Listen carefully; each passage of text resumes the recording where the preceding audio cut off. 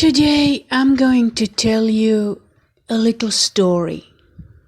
It's not my story. I read it somewhere about maybe 10 years ago or something. It's a story about 10 little monkeys. There was a big cage, and there was a monkey family in that big cage. It had 10 monkeys actually. And the 9 monkeys were not different or just too different from one another. They had some kind of pattern of behavior, and they just lived their lives like that.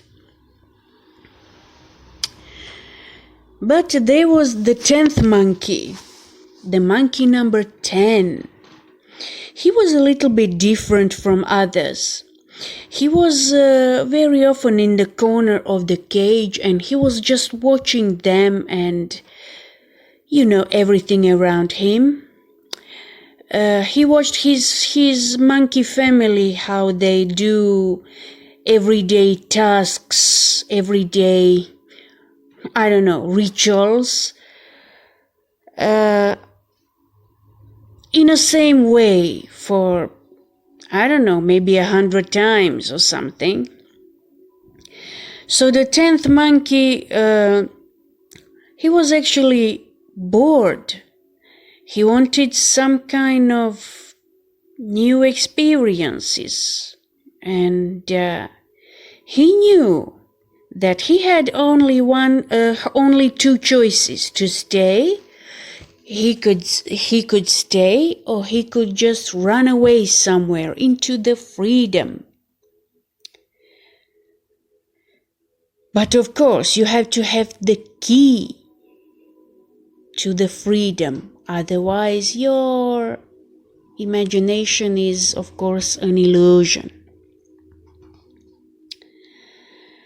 So, there was somebody who held the key to this cage, and this 10th monkey, he called him the doorman. All the monkeys were grateful to the doorman because he was always there on time and fulfilling his duties every day. And the monkeys didn't ask too much. They didn't ask more than it was offered to them, actually.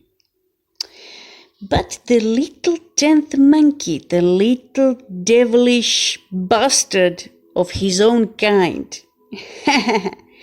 it doesn't matter that he has a full stomach and a clean cage.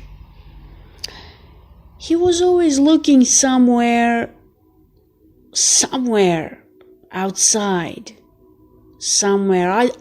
outside the cage, somewhere far away.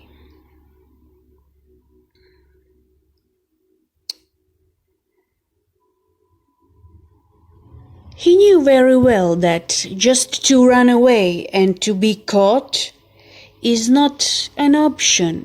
This gives you the laughter behind your back. And but he actually found out how he could actually run away, because during the feeding time the door was not completely locked. The doorman had a habit, and he knew that the habit is the fortress of the survival that is guaranteed. So he didn't close the door every time he wanted to feed the monkeys and do his job actually. You see, he was a mercenary too.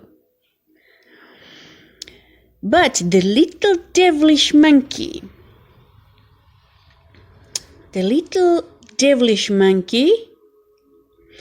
he didn't want to stay actually in the cage.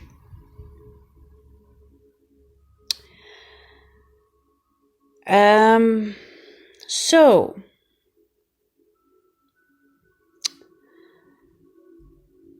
he noticed the lock on the door, and the key was in the pocket of his friend, the doorman,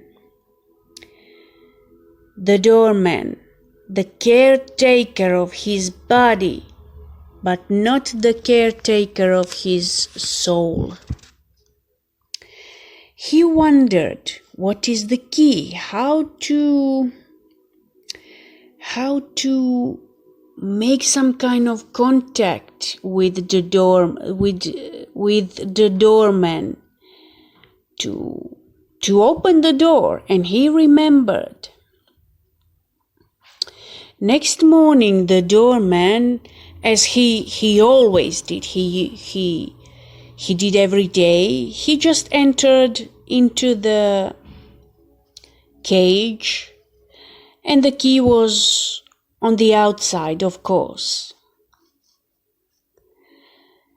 And he was working. At that very time, the little devilish 10th monkey used his chance. He ran away through the door, and he closed the door behind him and locked it from the outside, leaving the doorman in the cage, locked with the other monkeys. But he didn't run away immediately. He just stood there and watched. He watched the doorman's eyes that were yearning for the lost freedom. And the doorman understood.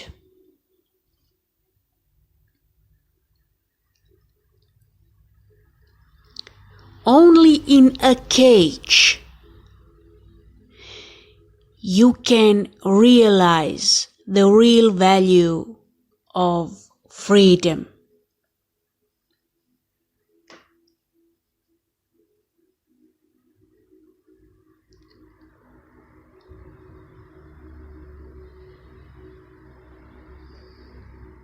So that was my story for today. Somebody wrote it in the book. I remembered it.